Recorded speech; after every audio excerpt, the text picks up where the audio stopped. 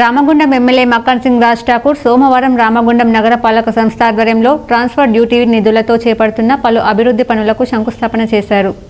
ఈ మేరకు RTC colony, KCR colony, Padmavati colony, RK gardens, Markandeya colony, Durganagar, Sadhana Nagar, Sainagar, Bhavani Nagar ప్రాంతాలలో మొత్తం 186.50 లక్షల రూపాయల అంచనా వ్యయంతో అండర్ గ్రౌండ్ డ్రైనేజీ నిర్మాణ పనులకు శంకుస్థాపన చేసి పనులను ప్రారంభించారు.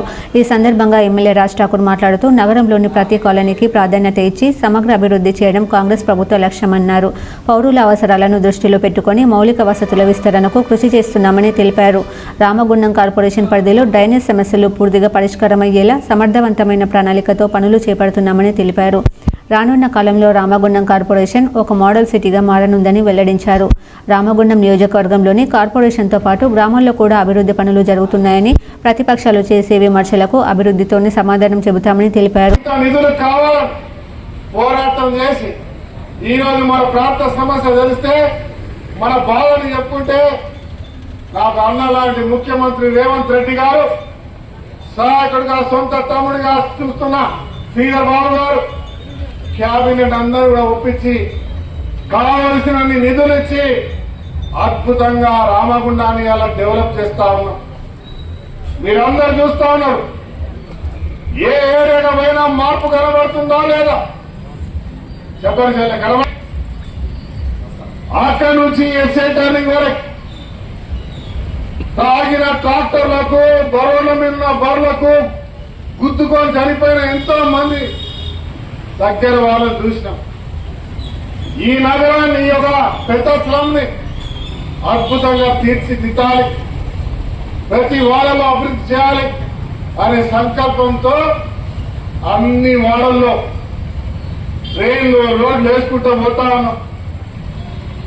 మీరు గమనించుంటారు, ప్రతి ప్రాంతంలో కూడా అభివృద్ధి చేస్తూ ఎక్కడికి వెళ్ళినా ఇలా కొత్తగా వచ్చే రోడ్లు చూస్తా ఉంటే, వెడల్పు చేస్తా ఉంటే మొదట కొంతమంది ఇబ్బంది పడ్డారు. మా మెట్టు తీసేసిండ్రు, మా నీళ్ళక వెనుక ఎండ షెడ్ వేసుకుంటే తీసేసిరు అని కొంతమంది బాధపడ్డారు. తర్వాత గద్దలు తీసి రోడ్ వేసిన తర్వాత బాగా సంబరపడి పక్కకున్న వాడలు వచ్చి వాళ్ళు కలిసి మా గద్దలు తీసేయండి, మా షెడ్లు వెడల్పు చేయండి, మా రోడ్లు మంచిగా వేయండి.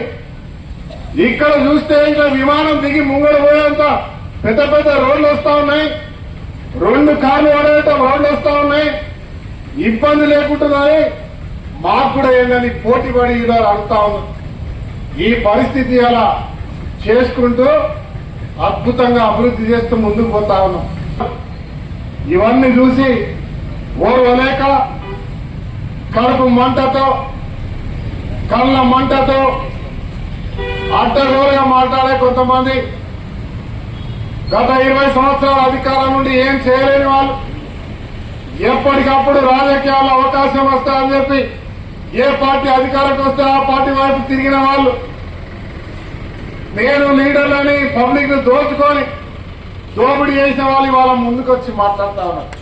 వారి గురించి నేను మాట్లాడా, ఎందుకంటే వాళ్లకు జవాబు చెప్పాల్సిన బాధ్యత మీది అంటా ఉన్నా. ఇవాళ గోదావరికని ప్రజలు, రామగుండం నియోజకవర్గ ప్రజలు ఇవాళ బీఆర్ఎస్ పార్టీకి జవాబిచ్చే బంద్ పెట్టింది. ఇవాళ కూల్చివేతలు అవుతున్నాయని బంద్ పెట్టింది. దానికి ప్రజలు ఏమని జవాబిచ్చారంటే, వాళ్ళు తిరుగుతా ఉంటే దేనికి బంద్ పెట్టాలి, 11 గంటలకు స్టార్ట్ చేసే వాళ్ళు వీళ్ళు బంద్ పిలిపించినందుకు 9 గంటలకే దుకాణాలు ఓపెన్ చేశారు. నేను రాజా పోలీసులతో మాట్లాడలే, వెంబడిన వాళ్ళతో మాట్లాడలే, ఏం జరుగుతుందో కూడా ఆలోచించాలి.